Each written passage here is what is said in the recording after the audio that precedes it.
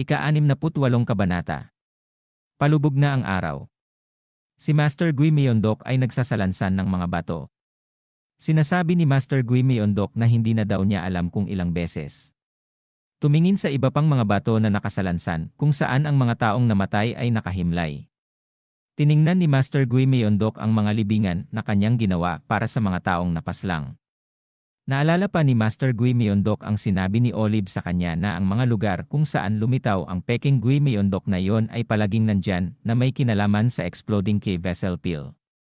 Tiningnan ni Master Gui Myeondok ang mapa at sinabi niya na ang akala daw niya makakahanap siya agad ng napakabilis, ngunit hindi niya inaasahan na kakaunti lang pala ang makikita niya. Tumingin sa mapa at sinabi niya na ang kasunod daw na pupuntahan niya ay ang Sachon. Humawak sa ulo si Master Gui Myeondok at sinabi na ayaw daw niyang pumunta doon sa lugar na yon sa Sachon. Makikita ang scroll at gold tail. Kinuha ni Olive ang gold tail at nakangiting tinitigan ang gold tail na hawak niya. May mga buhat na libro ang bata nang tawagin niya si Olive na sinasabi na meron daw siyang gustong itanong kay Olive. Nakangiti si Olive at sinabi niya sa bata na ano daw yon sabihin na daw niya. Sinabi sa kanya ng bata na bakit daw siya nagsinungaling sa taong mukhang mahina. Tumugon lang si Olive ng ngiti sa bata. Naglalakad ang bata para ilagay na ang mga libro sa lagayan na sinabi ng bata sa kanya na bumisita na daw dito ang hinahanap niya kanina. Kumuha ng gold tail si Olive at sinabi sa bata na syempre daw naman at nakangiti ng kakaiba at ang mga gold na tail ay nasa pagitan ng kanyang mga daliri. At sinabi pa niya na kasi mas malaki ang kikitain daw nila kung magtatagal siya sa paghahanap sa taong iyon. Tumingin ang bata kay Olive at sinabi na may kakaibang muka na sakim na matanda. Makikita ang kwarto na tumahimik. Seryosong sinasabi ni Olive sa kanyang isip na sa ngayon daw ay may kailangan daw siyang malaman. Lumipat na ang eksena. Sa training ground si Namgung Mae at ang Snake Group ay nakadapa at si Namgung Il ay nasa kanilang harapan na nakatayo. Sinasabi sa kanila ni Namgung Il na kung ito daw ay tunay na laban, lahat sila ay nalipol na. Sinabi pa niya sa kanila na ang qualifier daw ay ginagawa ng isang team, pero sila daw ay walang teamwork. Tumingin si Jai Galmi at sinabi kay Namgung Il na ang sabi daw sa kanila ni Teacher Gui Myeondok na sa halip na sama-samang umatake, kailangan daw nilang isa-isahin ang mga kalaban para masira ang kanilang formation. Sinabi ni Namgung Il na yon ay posible lamang kapag ang bawat isa sa inyo ay may kakayahan. Si Teacher Gui Myeondok daw ay maaring may tiwala sa kanila, ngunit makikita si Namgung Il ay nakatayo sa harapan ng mga bata at sinasabi sa kanila na siya daw ay walang bilib sa kanila lalong-lalo na nadawkay. Hindi niya itinuloy ang pagsasalita at tumitig na lang kay Eun Ryong na nahihiya na makikita ang kanyang muka ay nahihiya. Sinabi ni Namgung Il sa kanila na biglang tumalikod na naglakad papalayo at sinabi na kalimutan na lang daw nila yung sinabi niya. Silang lahat daw ay mag-isip kung papaano sila makakatulong sa kanilang grupo. At tuluyan na itong umalis. Makikita na nilalagyan ng benda ang kamay ni Namgung Mae ni Eun Ryong at sinabi niya kay Namgung Mae na siya daw ay tapos ng bendahan ang kanyang kamay. Nakaupo lang si Moyongbo at Jai Galmi samantalang si Kalbo ay dumadaing ng sakit na nakaupo sa training ground. Pilit ng ngiti na sinsabi ni Namgung Mae kay Eun Ryong na huwag na daw niya alalahanin ang mga sinabi ng kanyang panganay na kapatid. Sinabi pa niya na ganun daw talaga yon magsalita. Ngiting pilit din na sinabi ni Eun Ryong na hindi daw naman niya inaalala yon. Tama daw naman ang kapatid niya na siya ang pinakamahina sa kanilang lahat. Lumapit naman si Eun Ryong kay Moyongbo at tumingin ito sa kanya. Sinabi ni Eun Ryong na gagamutin daw niya ang kanyang kamay. Tumayo si Moyongbo habang naglalakad paalis ay sinabi nito na okay lang daw siya. Nagulat si Eun Ryong sa pinakitang ugali ni Moyongbo. Tiningnan at sinabi naman ni Jai Galmi na anong problema daw nung lalaking iyon. Naiinis namang sinabi ni Kalbo na nakakabwisit daw talaga ang gagong iyon. May gusto na nga daw na gumamot sa kanya. Nakadila si Kalbo na tinatabunan ang dalawang taenga na sinisigawan ni Jai Galmi na sinasabi na dapat daw itong tumigil sa pagsasabi ng masasamang salita. Sinabi ni Namgung Mae sa kanyang isip na si Moyongbo daw ay ganun na noong una daw niya siyang nakita. Iniisip pa daw naman niya na mas malapit na sila. Dahil nalalapit na ang qualifier, sa tingin daw niya ang lahat ay sensitibo. Sinabi ni Eun Ryong na magsisikap daw siya ng todo. Tinawag siya ni Nambung Mae at tinanong na sinabi na anong klaseng sect daw ang medicine sect. Nagulat at sinabi na yun daw ba ang medicine sect daw ay nagsimula ito sa isang nayon na gumagamit ng sining ng medisina at gamot mula sa henerasyon hanggang sa henerasyon. At sa totoo lang, ang sekta na ito ay mas malapit sa pagiging manggagamot kaysa sa martial arts. Sila daw ay kasama para pagalingin ang mga taong nasaktan sa digmaan. Ang sekta ng medisina ay ipinadala rin sa larangan ng digmaan. Ngunit dahil hindi sila makakaligtas sa pamamagitan lamang ng medikal na sining, habang nagpapagaling sa mga martial artist na natuto sila ng martial arts. At lumikha ng isang sekta. Pagkatapos magkwento si Yun Riyong, ay panandali ang natahimik ang mga ito. Masayang sinabi ni Nambung Mae na pagkatapos ay naging mas malakas sila sa loob lamang ng 20 taon. Iyon daw ay kahanga-hanga. Iniling-iling ang palad ni Yun Riyong at sinabi nito na hindi daw. Ang dahilan daw kaya siya pumunta dito sa White Military Academy ay dahil din sa mahina pa rin ang sekta ng medisina. Pagdating sa ugat ng martial arts, sinabi pa ni Yun Riyong na kaya pinadala nila daw siya para matutunan niya ang basics. Kaya't naman daw ay sinusubukan nito ang kanyang makakaya. Sinabi ni Jaigalmi sa kanya na huwag siyang mag-alala. Tutulungan ka rin namin. Sinabi sa kanila ni Yun Riyong na salamat daw sa magiging tulong nila. Naisip ni Nambung Mae na ang bawat isa daw na nagpunta dito ay may iba't ibang dahilan. Tatanungin daw niya pag may pagkakataon daw siya. Sinabi pa niya sa kanyang isip na siya daw ay makikipaglaban kay Moyongbo pagkatapos ng isang buwan. Pagkatapos ay mabilis na lumingon ng tingin kay Moyongbo. Lumipat ang eksena sa bundok na ito. Isang matanda ang naghahanap ng halamang gamot at sinasabi na siya daw ay maswerte ngayong araw. Tinitigan ang damo at sinabi pa niya na bakit daw na napakaraming halamang gamot dito. Nagulat ito nang biglang dumilim ang paligid. Nagtataka na sinabi nito na magagabi na daw ba ngayon. Nagulat at lumabas ang mata nang makita niya ang isang malaking bato sa kanyang harapan. Nagugulat pa rin at naguguluhan na sinabi na kusang gumalaw daw ang napakalaking bato. Siya daw ba ay nanaginip ngayon? Makikita ang malaking bato at si Ahrin na nagmula sa rabbit group ay binubuhat ang isang malaking bato kasama ang kanyang rabbit group. Nagtataka ang kasama niya nang naririnig niya si Ahrin na nagsasalita ng hindi na daw niya ito kaya. At sinabi pa ng kasama ni Ahrin na bakit daw ito nagsasalita ng kahinaan. Hindi daw ito si Ahrin na kilala niya. Sinasabi pa ni Ahrin na hindi na daw niya ito matitiis. Nagtatakang sinabi ng kasama nito na ano daw. Siya daw ba ay natatae?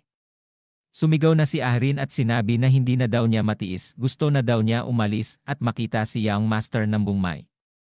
Sa lakas ng sigaw isang anino na nagpapahinga sa sanga ng puno ang nagulat sa kanyang napakinggan. Ito pala ay si Storm Dragon na nagtataka na kung ano daw yung ingay na yon. At dito na po nagtatapos ang ika-68 kabanata.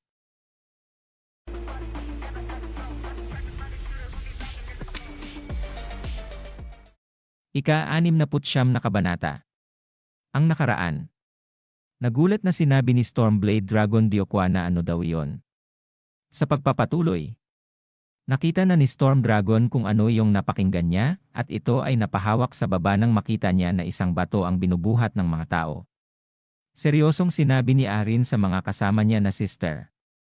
Sininyas niya ang isang daliri niya at sinasabi nito na huwag silang maingay at sinabi sa kanila na ito ay dapat na sikreto sa kanilang guro. Habang nakataas ang kanilang mga kamay na binubuhat ang malaking bato ay sinasabi nila kay Ahrin na ano daw yon. Biglang umalis si Ahrin sa binubuhat nilang bato at ito ay tumakbo papalayo habang tinatawag siya ng kanyang kasama. Nawala sa balansi ang malaking bato at sinisigaw na sinasabi ng kasama ni Ahrin na saan daw siya pupunta. Nagtataka naman si Stormblade Diokwa na tinitingnan si Ahrin na saan daw ito pupunta. Sinabi pa niya na ito daw ay mabuti dahil siya daw ay nagsisimula ng mainip. Mabilis na tumatakbo si Ahrin sa kakahuyan. Mabilis din siyang sinusundan ni Stormblade. Makikita ang araw ay pasikat na. Si Nambung Mae ay nag-iisang nagsasanay ng reverse flow. Ang magkaibang enerhiya sa kanyang kamay ay kanyang pinapagsama at seryoso niya tinitingnan nang bigla itong sumabog sanhi ng kanyang pagka-atras ng malayo. Habang nakaupo si Nambung Mae ay sinasabi nito na yon daw ay hindi tama. Nakaupo na sinasabi niya na hindi ito kasing dali ng inaakala daw niya. Kinuha ang sulat na iniwan ni Master Gui Myeondok sa kanyang looban na damit at sinabi niya na kung kaya ba niya talaga itong gawin na siya lang mag-isa. Binabasa na niya ang nakasulat sa papel at sinabi niya sa kanyang isip na nakikita na nitong mga araw na ito ay lumalabas si Moyongbo tuwing gabi. Sa tingin daw nito ay kasama niya sa pagsasanay ang kanyang panganay na kapatid. Nakaupo pa rin si Namong Mai na binabasa niya ang pangalawang sulat sa kanya ni Master Gui Myeondok. Sinasabi sa sulat na ang ibig sabihin daw ay sanay na siya sa bidirectional channeling, di ba? Ang susunod na hakbang ng bidirectional channeling ay pagsamahin ang dalawang energies sa labas. Tinatawag daw nila ang hakbang na ito na rosas ng pagkakanulo. Nagtataka na sinabi ni Namong Mae habang nagbabasa na Rose of Betrayal. Tumayo na si Namong Mae at ibinuka ang mga kamay sa kanang kamay ay may dilaw na enerhiya at sa kaliwa ay may kulay rosas na enerhiya. Ayon daw sa sulat at sinasabi ni Namong Mai na i-maximize ang salungat na puwersa ng dalawang magkaibang katangian upang mapataas ang haba ng wave. Iyon ay parehong laban sa kalikasan sa parehong oras. Makikita si Namong Mai na pinagsasamang muli ang dalawang enerhiya. Nahihirapan ito at sinasabi sa kanyang isip na ang wavelength daw ay napakalakas. Biglang dumating si Ahrin at sinisigaw ang pangalan nito na Young Master Namong Mai. Nakita ni Ahrin ang ginagawa ni Namong Mae at sinasabi nito sa kanyang isip na nagtraining na siya ng husto ng sobrang umaga. Siya daw talaga ang kanyang lalaki. Nagulat ito nang mapansin niya na may kakaiba at sinabi na ngunit ang balansi daw ng enerhiya niya. Hahakbang na sana siya nang bigla siyang magulat nang pinigilan siya ni Stormblade Diokwa. Sinabi ni Stormblade kay Ahrin na ang balansi daw ng enerhiya ni Namong Mae ay malapit ng masira. Kaya naman ay huwag na siyang lumapit pa. Nagtatakang tinitigan ni Ahrin si Stormblade at sinabi sa isip nito na saan daw ito nanggaling. Nahihirapan na si Namong Mae sa pagpigil ng ginawa niyang enerhiya at isang saglit pa ay nagkalat ang enerhiya niya sa ere. Sumigaw si Ahrin at sinabi niya na Young Master Mai. At mabilis na pinuntahan ni Ahrin si Namong Mai. Dahil sa lakas ng enerhiya niya siya ay napatalsik ng malakas na sinalo siya ni Ahrin. Tumama sila sa malaking bato sa lakas ng pagtalsik nila ang bato ay nagkaroon ng basag. Nagtataka na sinabi ni Namong Mai na Lady Ahrin. Pautal-utal niya sinabi na ano daw ang ginagawa niya dito. Sumagot si Ahrin na pumunta daw siya doon dahil gusto daw niyang makita siya. Sinabi pa niya na kung nasaktan daw ba ito. Tumugon si Namong Mai kay Ahrin na ayos lang siya at sinabi pa niya kay Ahrin na meron daw dugo ang ulo nito. Ngumiti at nagbiro si Ahrin kay Namong Mae na ang paglalagay ng laway ay sapat na para sa biglang hindi na ituloy ang pagsasalita at sinigaw ang pangalan ni Ahrin ni Namong Mae at sinabi nito na Lady Ahrin. Nakahiga na si Ahrin sa lupa at may benda na ang ulo at sinasabi ni Stormsword Diokwa na ito daw ang dahilan kaya sinabihan niya ito na huwag nang lumapit. Nagtatanong na sinabi ni Namong Mae kay Stormblade Diokwa na kung si Ahrin daw ba ay magiging ayos lang. Tumugon si Stormblade sa kanya na habang nakahiga sa kanilang harapan si Ahrin at sinabi na dahil mayroon siyang katawan na biniyayaan para sa martial arts. Magiging okay daw ito. Tumingin sa kanya si Stormblade at sinabi nito na siya nga daw pala ano nga daw ulit ang pangalan niya. Tumingala at sinabi niya na siya daw ay si Namong Mai. Habang nagkatinginan sila ay sinabi sa kanya ni Stormblade na anong klaseng pagsasanay ang ginagawa daw niya. Kumamot sa ulo si Namong Mae at ngumiti ito na yon daw ba pasensya na daw dahil hindi niya ito pwedeng sabihin kay Stormblade. Nagtataka at itinaas ang isang daliri na sinasabi niya na ganun daw ba. Yon daw ay tama na hindi niya sabihin sa iba ang martial arts ng kanyang master. Yon daw talaga ay napakabuti para sa kanya.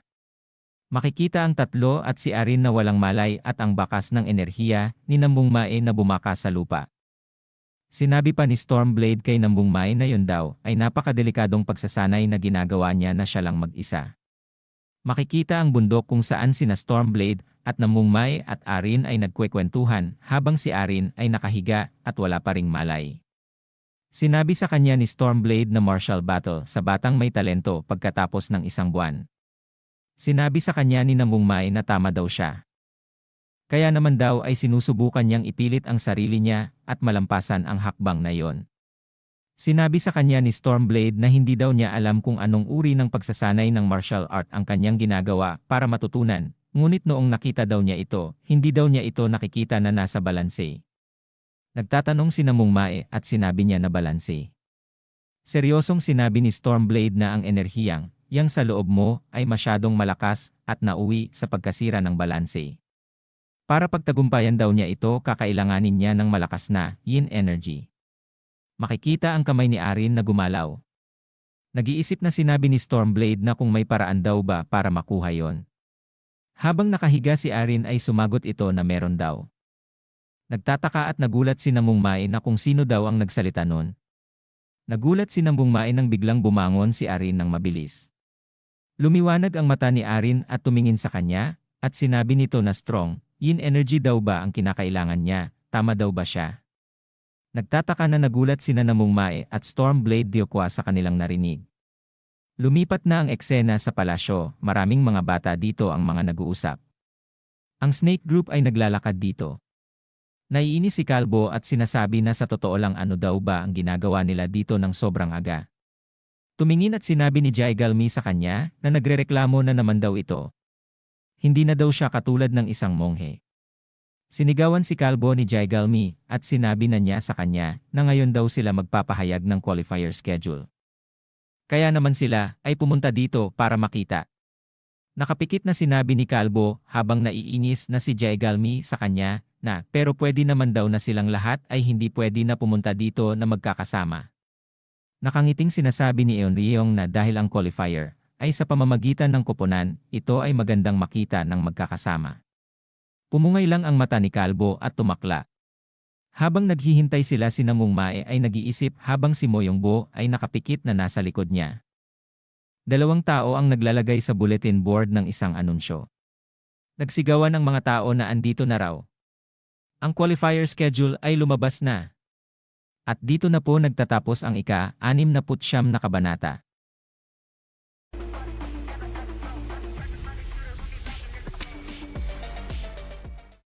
Ika-70 kabanata. Ang nakaraan.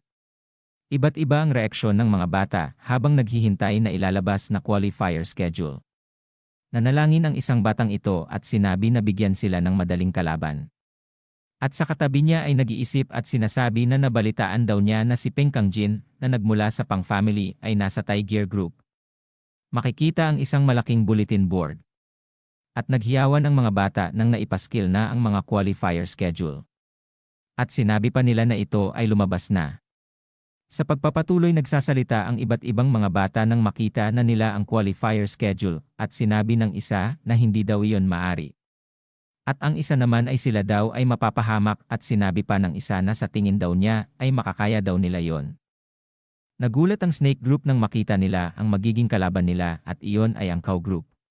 Napailing si Kalbo ng kanyang ulo nang may marinig sila na tumatawa na sinasabi na ang katapat daw nila ay ang Snake Group. Mukhang napakaswerte daw nila. Ang mga tumatawa pala ay ang mga taga-Cow Group at sinasabi ng isa na si Cow Group Heoger na ang qualifier daw ay siguradong sa kanila na. At sinasabi niya sa kanyang big brother na nasa kanyang unahan. Tumatawa si Cow Group na si Yeongong at sinasabi na dapat ay magtago na lang sila dahil daw ang mga ito ay mahihina. Nakatayo lang sila Jaigalmi at naririnig nila ang sinasabi ng mga ito. Biglang nag-apoy ang mga mata ni Jaigalmi at nilingon ng tingin ang mga taga-Cow Group at sinabi niya na ikaw. Ano ang pinagsasabi mo dyan? Nakangiting tumugon si Yeongong kay Jaigalmi na pang-asar na sinabi na yan daw ay nakakatakot. May lakas ng loob daw itong si Pretty Girl. At sinabi pa nito sa kanyang kasama na tingnan daw niya kung ano ang reaksyon nito. Sinabi naman ng kasama nito na si Heoger na ito daw ay kamangha-mangha siya daw talaga ay napakaganda. Sinabi pa nito na pwede daw bang sabihin niya ang kanyang pangalan. Nanggigigil na si Jaigalmi at nag-aapoy na sa galit at sinabi sa mga taga-Cow Group na siya daw ay si Jaigalmi na nagmula. Sa Snake Group na sa tingin daw ba nila ay mapalad na sila. Patanong na sinabi ni Cow Yeongong na Jegal. Ang akala daw niya may mga monghe lang na nag-aaral sa Jegal family. Lumaki ang mata at sinabi pa ng kasama nito na si Heoger na saglit lang daw. Mukhang ang isang babae na nasa kanyang gilid ay maganda rin big brother. At sinabi pa nila na alam daw ba nila na sinasabi ng mga tao na ang mga bayani rin daw ay may mga babae. Kumagat sa labi si Jaigalmi at mukhang naiinis na nang biglang isang palad ang mabilis na lumilipad sa muka ni Yeongong na malakas na sinampal ni Jaigalmi. Nagulat at mabilis na humarap si Kalbo. Ang kasama naman ni Yeongong na si Hyojir ay hindi makapaniwala at napanganga na lang na nagulat sa nangyari. Habang si Namong Mae ay seryoso sa kanyang mga iniisip. Sinabi sa kanila ni Jaegalmi na hindi na daw niya na kayang makarinig ng ganyan. Nagalit na namumula ang pisngi ni Yeongong na sinasabi na ikaw na asong babae. Balak lang daw niya na magdahan-dahan sa kanya. Itinikom ang kanyang kamao at mabilis na susuntukin si Jaegalmi. Nagulat si Jaegalmi at nakatikom na rin ang mga kamao na tinitingnan ang suntok na parating. Flashback. Sinasabi ni Arin na kailangan niya ng strong energy, di ba? Ano daw kaya kung ang ice energy? Nagulat sina Namong Mae at Stormblade Deokwa sa kanilang narinig. Sinabi sa kanila ni Arin na ang mga baguhan daw sa Aimee clan. Pagkatapos matuto ng basic martial arts, opisyal na nilang natutunan ang Ami Emotionless Pressure Mind Technique. Makikita ang mga bata ay papasok sa isang kuweba. Ang batang ito ay si Arin at siya ay nagtataka nang makapasok na sila sa kuweba. Biglang nakita niya ang isang kristal na lumiliwanag sa katabi ng isang guro. Masasabi daw nila na ang simula ng Ami Emotionless Pressure Mind Technique ay sinimulan sa pamamagitan ng pagkuha ng yelo sa core ng enerhiya. Pinalapit ang isang bata sa ice crystal at nang makalapit ay isang malakas na enerhiya ang makikita sa bata sa kanyang tiyan. Hindi na rin mabilang ang mga bata na hindi makatiis at tumakas. Nagulat siya nang makita niya ang lumiliwanag na kristal at siya ay naglakad palapit dito.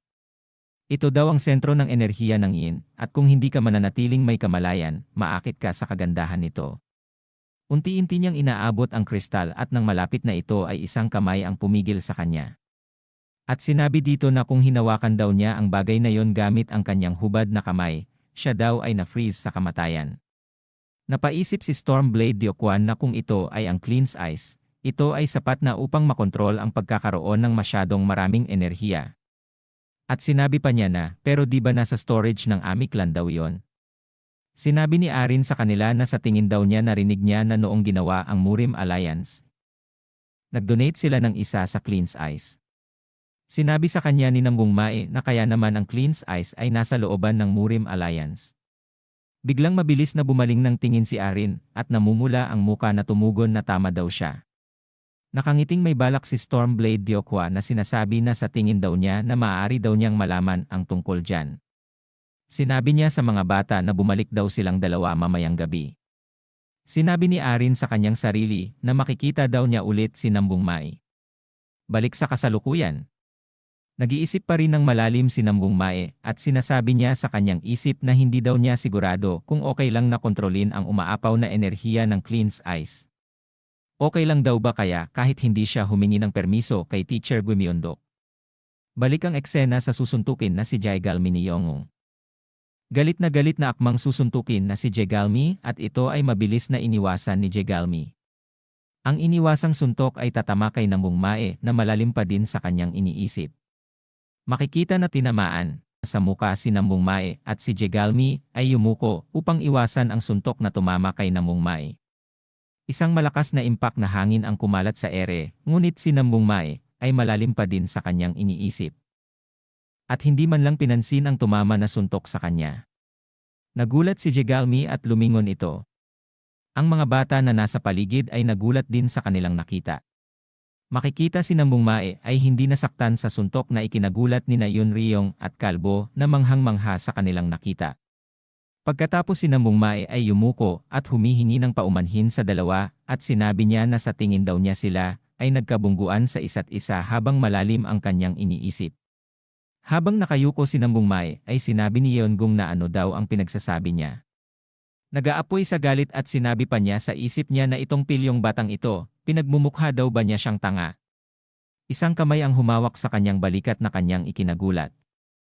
At sinabi ni Gurong Sogo na bawal daw ang laban, na hindi opisyal na martial battle sa loob ng White Military Academy. Ilang beses daw ba niya itong sasabihin sa kanila? Pagkalingon nito ay halos mapatalon sa gulat nang makita niya si Gurong Sogo at sinabi sa kanyang isip na ang Mad Dog of the White Military Academy. Mabilis na nagtakbuhan ang mga bata nang makita nila si Gurong Sogo. Nagtataka si Namong Mae na nakatingin sa nagunahang mga bata sa pagtakbo papalayo. Nagagalit na sinabi sa kanila na snake group sila na naman daw ba. Supladang sinabi ni Jegalmi na yung mga yon yung nagsimula ng away. Sumagot si Yeonggung na si Jegalmi daw ang unang sinampal siya. Si Namboongmai naman ay pinipigilan sila. Sinabi pa ni Jegalmi kay Yeonggung na mas mabuti pa daw yon kesa sa manuntok. Naiinis na sinaway na sila ni Gurong Sogo at sinabi nito na kalimutan na lang daw nila yon. Dahil malapit na ang patimpalak ng White Military Martial Arts, wala na kahit isang mapayapang araw. Kung ayaw daw nilang makick out, manatiling mababa hanggang sa magsimula ang paligsahan. Tumugon ang mga bata at sumangayon kay Gurong Sogo. Sinabihan sila ni Gurong Sogo na maghiwalay na daw sila. Naglakad si Jegalmi papunta kay Namboongmai at sinabi sa kanya na kung okay lang ito. Siya daw ay may narinig kanina na isang malakas na tunog. Sumagot si Namboongmai na totoo daw ba yon? Sa tingin daw naman niya ay hindi siya nasaktan. Kumamot sa ulo at sinabi sa kanila ni Namboongmai na bakit daw ang mga lalaking iyon ay nagagalit. Tinitingnan siya ni Kalbo at Jegalmi at sinabi naman ni Yunriyon na nawala yata ang alaala niya dahil sa suntok na iyon. Kailangan daw niyang gamutin ito ng mabilis. Tinitigan siya ni Moyongbo at sinabi sa kanyang isip na hindi man lang daw siya napinsala pagkatapos ng lahat. Habang naglalakad ang dalawa sinasabi ni Heogir na naasar daw siya. Ano daw ang gagawin nila upang pagbayarin nila sa darating na qualifier? Seryoso lang naglalakad at walang masabi si Yeonggung na pinagtatakahan ni Heogir sa kanyang big brother. Makikita si Yeonggung na ang buong kamay nito ay nanginginig habang naglalakad at sinabi pa niya sa kanyang isip na siya daw ang sumuntok. Pero siya daw ang nabalian ng mga buto. Sino daw kaya yung tarantadong iyon? At dito na po nagtatapos ang ika-70 kabanata.